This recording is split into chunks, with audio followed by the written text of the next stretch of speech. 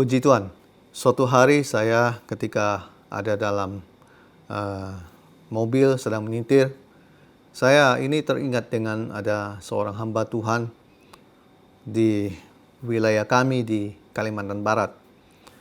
Orang ini dulu disegani sama orang, tapi singkat cerita dia memang jatuh ke dalam dosa perzinahan dengan seorang wanita yang tidak lain dia adalah istri dari seorang gembala. Nah, orang ini pada akhirnya pelayanannya mulai redup dan khotbahnya ini tidak segarang dulu lagi.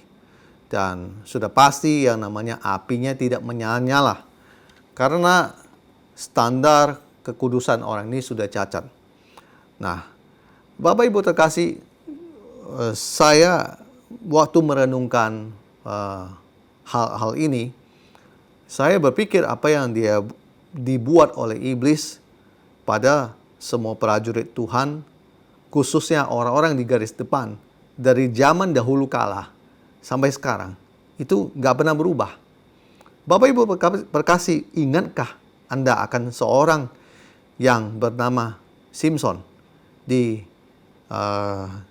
Hakim-Hakim?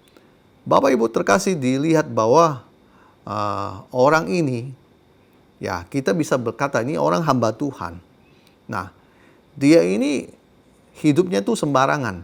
Padahal dia seorang hamba Tuhan yang Tuhan pakai dengan luar biasa. Nah, waktu dia ini bolak-balik melakukan perzinahan dengan orang Filistin, perempuan Filistin. Nah, di bagian yang terakhirnya, Bapak Ibu terkasih melihat bahwa orang ini hancur. Nah, sama seperti yang iblis lakukan di zaman hari ini, itu juga sama. Nah, makanya kadang orang berpikir, loh kok dia ini masih bisa pelayanan begini. Nah, saya mau berkata, oh Anda belum melihat bahwa itu belum masa di mana dia hancur, benar-benar total hancur. Nah, ya mungkin Anda lihat baru dia jatuh 1-2 kali dan Tuhan sudah mengingatkan dia untuk kembali pada Tuhan. Tapi ini masih dalam posisi dia tidak mau bertobat, tidak mau berubah. Nah, di Hakim-Hakim pasal 16 ayat 20, di sini dikatakan begini, lalu berseru perempuan itu, orang Filistin menyegap engkau, Simson. Maka terjagalah ia dari tidurnya serta berkatanya, seperti yang sudah-sudah, aku akan bebas dan akan meronta lepas. Nah, lihat yang kata ini. Tetapi tidaklah diketahuinya bahwa Tuhan telah meninggalkan dia. Jadi, ada hamba Tuhan yang bolak-balik jatuh dalam dosa perzinahan. Dia berpikir bahwa dia baik-baik saja. Sebenarnya tidak baik. Nah, hanya memang saatnya belum bahwa Tuhan membuat perhitungan dengan orang ini maksud saya. Nah, Bapak Ibu terkasih, Simson juga sama. Simson berpikir dia baik-baik aja. Simson berpikir dia masih punya kekuatan hebat dan sebagainya. Tapi memang rambutnya itu memang dipotong.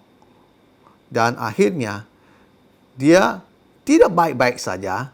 Dan Bapak Ibu bisa melihat waktu dia jatuh, matanya dicungkil dan dia jadikan budak. Betapa kejamnya perbuatan iblis atas hidup Simson, yaitu seorang hamba Tuhan. Nah, saya melihat itulah cara bagaimana iblis menghancurkan orang-orang di garis depan. Bapak Ibu terkasih, kalau Bapak Ibu terkasih tangkap dengan khotbah saya ini, yaitu orang-orang garis depan adalah orang-orang yang Tuhan pakai dengan luar biasa. Saya banyak melihat orang-orang yang Tuhan pakai, yang Tuhan taruh di garis depan adalah mereka yang dulu orang-orang luar biasa, orang-orang yang menjadi penerobos, penembus, bahkan menghancurkan benteng-benteng iblis. Tapi hari ini dia tidak lagi dalam posisi itu. Kenapa? Dia sudah jatuh ke dalam dosa perzinahan. Memang triknya iblis berbuat begitu supaya manusia ini lemah, jatuh dalam hawa nafsu. Nah, Belum puas dengan itu, iblis buat Simson, orang yang Tuhan urapi, dia menjadikan dia apa? Yang berikut yang kedua, dia menjadikan Simson badut. Bapak Ibu tidak percaya? Lihat di Hakim-Hakim pasal 16 ayat 25. Ketika hati mereka riang gembira, berkatalah mereka, panggilan Simson untuk melawak bagi kita. Simson dipanggil dari penjara, lalu ia melawak di depan mereka. Kemudian mereka menyuruh dia berdiri di antara tiang-tiang. Bapak Ibu terkasih, bayangkan orang hebat, pahlawan, seorang yang berada di garis depan, yang pernah membuat KKR besar, yang pernah melakukan terobosan yang luar biasa, yang membawa jiwa-jiwa pada Yesus dan membaptis banyak orang. Suatu hari iblis putar balikkan, jadikan apa? Badut. Maksudnya apa? Dia jadikan orang-orang itu dari mulia sampai jadi sampah, dihina. Bayangkan betapa menyedihkan. Orang yang Tuhan dulu pakai hebat, sekarang jatuh dalam dosa, direndahkan, dihina, dan tidak dianggap. Tidak ada yang berubah, Bapak Ibu terkasih. Dari dulu strategi iblis ini sampai hari ini, saya mau tekankan, tidak ada hal yang baru, tetap sama. Dia membuat orang diurapi jatuh, kemudian dilecehkan, dia buat tidak ada nilainya, dan dia jadikan bahan tertawaan, badut. Bapak Ibu terkasih, saya mau pesan begini. Jika Anda sudah tahu khotbah saya ini, hiduplah bijaksana. Anda orang yang Tuhan pakai di garis depan. Jangan Anda dihancurkan hidupnya, dan kemudian Anda dijadikan bahan tertawaan. Tuhan rencana yang mulia buat Anda, yaitu Anda dipakai untuk hormat kemuliaan namanya.